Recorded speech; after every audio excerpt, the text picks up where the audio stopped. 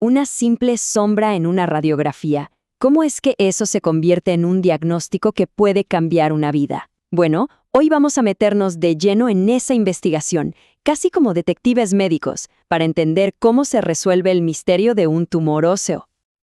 A ver, para muchísima gente, todo arranca de la forma más inesperada.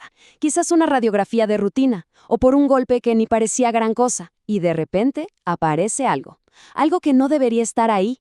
Una sombra, una manchita en el hueso. Y es justo ahí, en ese instante, que arranca el verdadero trabajo de detective. Y claro, esa imagen dispara la pregunta clave, la que lo mueve todo tanto para los médicos como para el paciente. ¿Qué es lo que realmente se esconde allá adentro? Ok, entonces vamos a meternos de lleno. La primera parada, el primer acto de esta investigación, nos lleva directo al departamento de radiología. Aquí es donde el radiólogo se pone el sombrero de detective principal. Y es que en esta primera etapa, cada mínimo detalle en esa imagen es una pista. Es oro puro. Un radiólogo experto no ve solo una mancha. No. Analiza su personalidad, por así decirlo, su comportamiento, la historia que esa lesión está contando sobre sí misma. Para leer estas imágenes, los especialistas tienen como una lista de verificación, un verdadero protocolo de detective.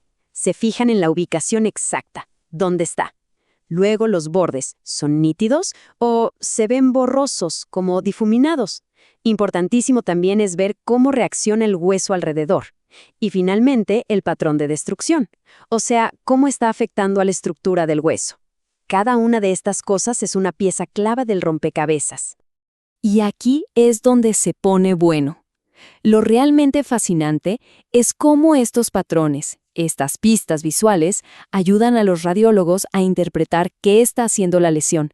Es casi como aprender a leer un lenguaje secreto, un código que el propio cuerpo está escribiendo en el hueso.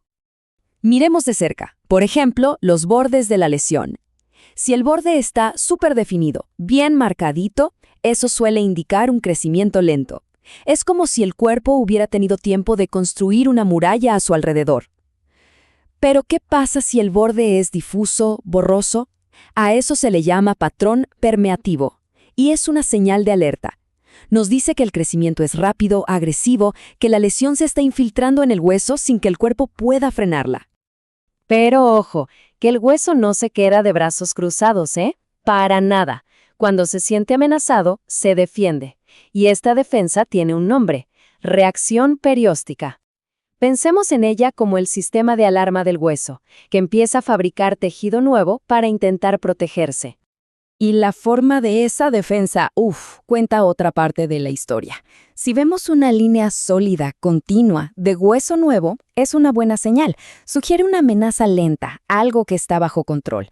Pero si vemos un patrón más agresivo, como este que le dicen de capas de cebolla, bueno, eso es otra cosa. Eso nos dice que la lesión está creciendo a tirones, a ráfagas, y que el hueso está intentando desesperadamente construir una barrera, y otra, y otra. Entonces, con todas estas pistas visuales sobre la mesa, llegamos al meollo del asunto, al desafío central de todo diagnóstico. Hay que distinguir si estamos frente a un crecimiento inofensivo, un amigo, por así decirlo, o un enemigo maligno. Y es justo aquí donde la investigación se abre, va más allá de la pura radiografía. Porque una de las pistas pero más importantes, no está en la imagen, está en los datos del paciente, concretamente, la edad. ¿Por qué? Porque resulta que ciertos tumores tienen sus edades favoritas, por decirlo de algún modo.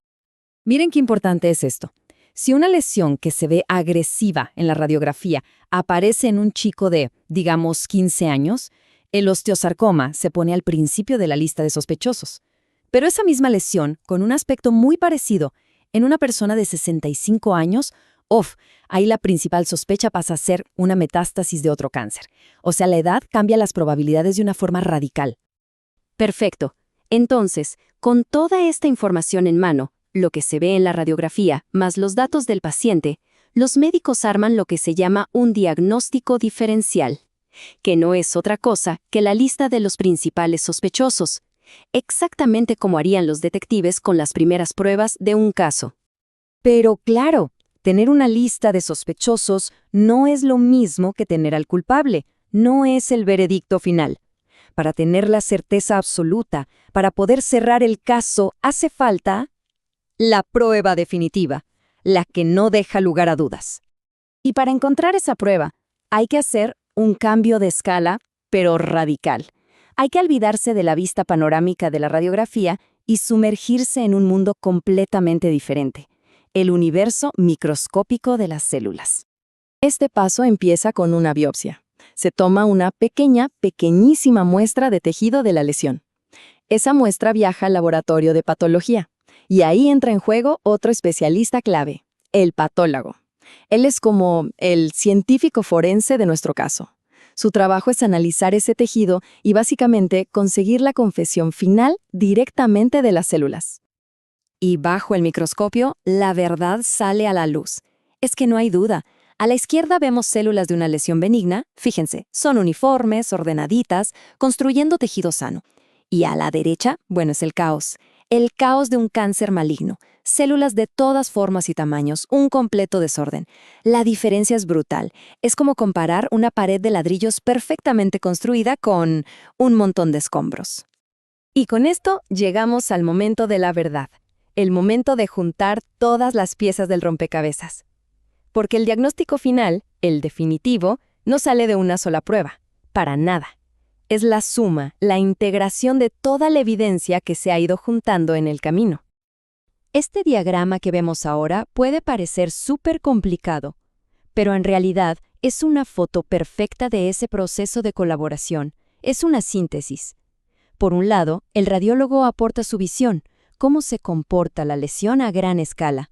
Y por otro, el patólogo pone sobre la mesa la identidad definitiva, la prueba de ADN de las células, por así decirlo.